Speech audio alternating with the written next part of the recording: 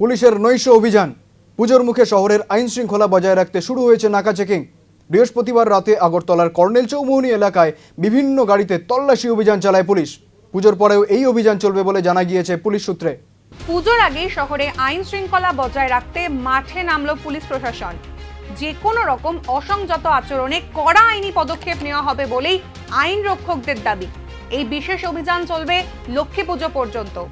আপাতত নাকা চেকিং এর মাধ্যমেই অভিযান শুরু হয়েছে।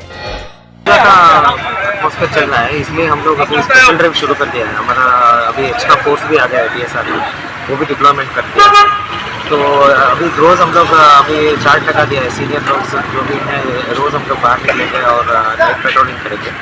और ये जो व्हीकल चेकिंग है बिना हेलमेट का, ड्रंकन ड्राइविंग, बिना सीट बेल्ट का, ये सब हम लोग चेकिंग कर रहे हैं। और इंटीरियर एरियाज में भी हम लोग घूम रहे हैं पूजा पीसफुली होता है।